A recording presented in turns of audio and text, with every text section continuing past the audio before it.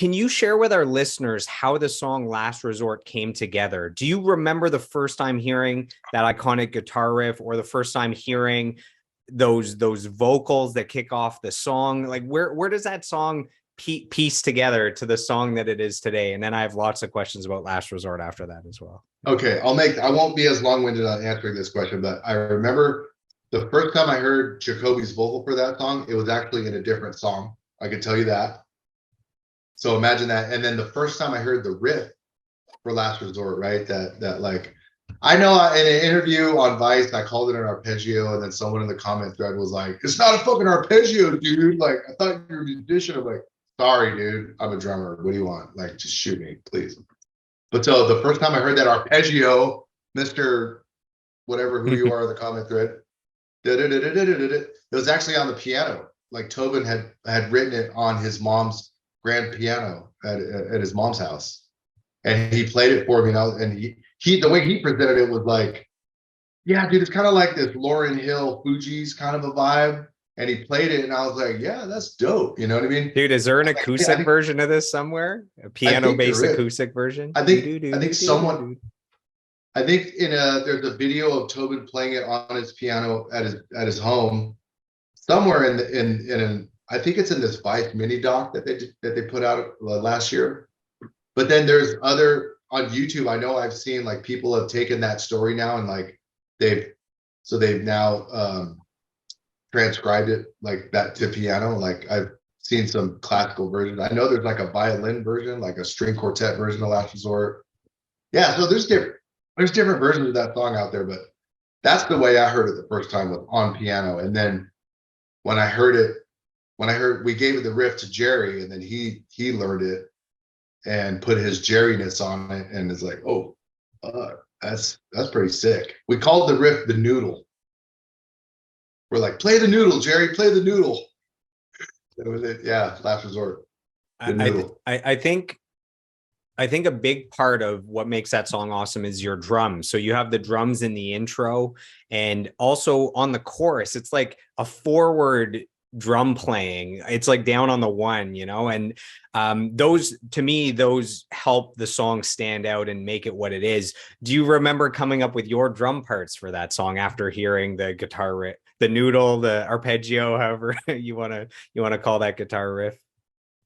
Yeah, I remember at the time, I don't remember the exact moment I came up with those drum parts, but I remember at the time the general philosophy in our camp was some advice from our manager, our two managers, Brett and Gary. And they would say, just write hits.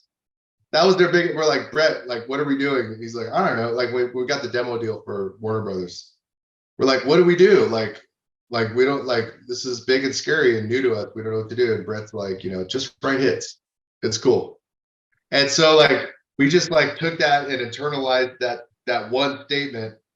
And I'm like, I remember thinking like, and then the other thing was like arena rock, right? So it's like simple drum part. Like I've never been a very technical or very like, I don't subdivide measures. For me, it's all about just placing single notes where single notes and then fills for embellishment, but it's just putting the beat where I feel it needs to be. Like my playing, and I've gotten a lot of compliments on my playing because I've heard it from multiple singers. They're like, Dave, you have great feel. Like, if I think there's anything I bring to the table as a drummer, it's feel. They're like, my friend Lucas Rossi, who I've made a lot of music with, he's like, dude, playing with you is like sitting in like your favorite comfy sofa, because you never have to worry about where the support's coming. Like, you're just fully supported. You know what I mean? And that's the way he sees my playing. And I'm like, that's a pretty good analogy.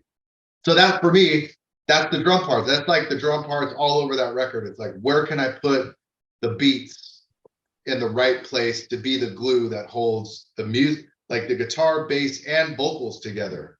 I don't just listen to the rhythm and just the guitar or just the bass, even though I do lock in with the bass and there is a lot of lock in with the guitar, but I listen to the vocals as well. Like, and even like, I just did a song the other day for a friend of mine out in Texas, my friend Billy Curd out in Texas, and he's like, dude, play drums on the song for me. He sends me everything, the song, everything but the drums, right? And like that's just the way my mind works. I'm listening to like I listen to what the song wants and how what the vocal needs, and I just try and support that. I just try and support the song the best I can. So That's the story. Last Resort on Spotify alone has 852 million streams, and in the music video on YouTube has 192 million views. So that's a billion listens to that song just on the two platforms. Maybe there's, I don't know, 500 million on Apple, who knows? So at least a billion. Why do you think people love Last Resort so much? I know why I love it. Why do you think that song just is this global phenomenon? So what you're telling me is that like me putting my phone on repeat on Spotify, it worked? Yes, infinite yes, repeat. Dude, yeah. I knew it would. I knew, yeah, I had my phone on Spotify on infinite repeat. Got those streams up, baby. A billion, baby. 1 billion. I knew I could do it. I knew I did it. Awesome. Dude, you know, I don't know, man. That's like, you know, when you start throwing numbers at me, I could hear it and I could take in the information, but processing that, like there's just, you know, at a certain point, it's like I don't know what to do with that information. You know what I mean? It's beautiful. It's great. It's great news. And I'm grateful. Absolutely. Absolutely grateful. But other than that, you know, it's you know, might as well exist in some other world. That's just not, you know. Yeah, I don't know what to do with that. When you think of a big number, you think, okay, an arena is 20,000 Sure. people. So you can visualize 20,000. You're like, wow, that's an incredible amount of people. And now from 20,000, how are you supposed to visualize a billion? Like it doesn't, we cannot compute the success of that song, essentially. No, I think I don't know if you heard like this before they said, but if a dollar is 1 second, right? $1 million would be like 13 hours or 11 hours, and $1 billion would be like 31 years, right? So like just use that, you know, that kind of math. It's insane. Insane.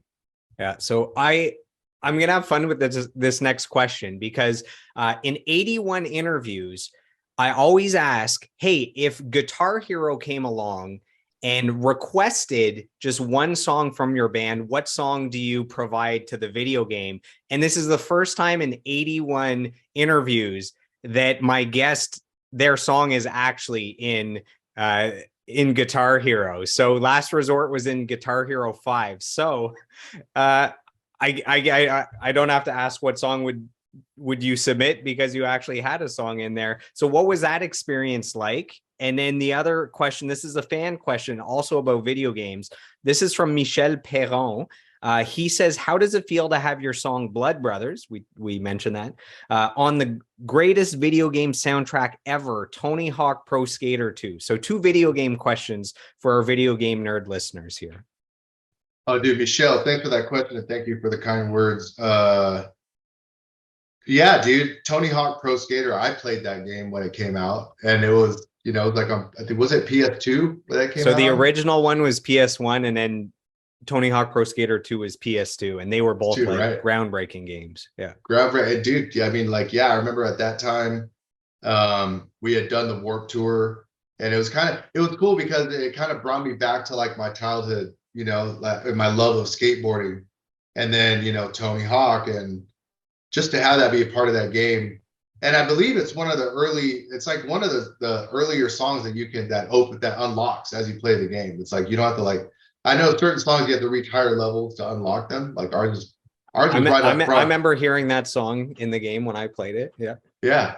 So I mean it's awesome. It's awesome. And then Guitar Hero, I've played some Guitar Hero along the way. I never got a chance to play our song in Guitar Hero though.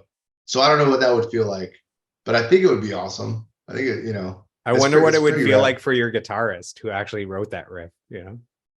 Oh, hilarious. Hilarious. It'd be cool to see him actually play it on like Expert. You know, he can play it in real life, but can't quite play it in the game. That would be pretty funny. I always think of that, like, like, or they have what's the game that has the full setup where you have like Rock the Band. drums, Rock Band, right? So imagine like playing my own song on Rock Band or something like that, and then like failing. Hilarious. But yeah, I don't know, man. Uh, that's that's great. It's so cool for something that we created, something that I helped create to kind of like that it's found its way like into the fabric of culture, of pop culture or whatever. Like it's kind of just found its way into like little different nooks and crannies, like video games and movies and memes. Last resort is a meme now, which is at first like I didn't know how to take it, and I think we had some conversations like me and the band were like, I think the band didn't really understand. Like, what do you mean it's like, why is it a meme? And I'm like, no, you don't understand. Like, I know it seems bad, but really it's good. Like, trust me, it's gonna be awesome. And they're like, okay. I'm like, dude, just let go and like let it roll. And that's the approach we've taken with it. And some of these memes are amazing. I think Snoop Dogg posted a meme of like Snoop Dogg has memed it. There's different variations of like, cut my pie into pizza, cut my pie into pizza. This is my plastic fork or something like that. It's fucking great. And I think the band even now has merch around some of the memes from the band. I have a blanket at my house that was like the guys gave it to me for Christmas or for my birthday this year. And it's a custom made collaboration with this company that makes like food related products. And so it's like charcuterie, the stuff you'd see on a charcuterie board, like grapes and cheese and bread. And it's embroidered into this blanket. It says, cut my life into pieces. This is cut my life into pieces. I should go get it. Dude, I wish I would have thought to bring it. I could show it to you on screen. It's pretty awesome. That's all good. I saw the band Papa Roach themselves posted a meme the other day. It's a video of, it says how to piss off your Nigerian parents. And it's this guy that puts in piercings and then he runs into the room and starts a cappella screaming, cut my life into pieces. He starts singing the song and you see the parents just like cringing. So anyways, and the band shared it That's themselves. So awesome. they're definitely in on it.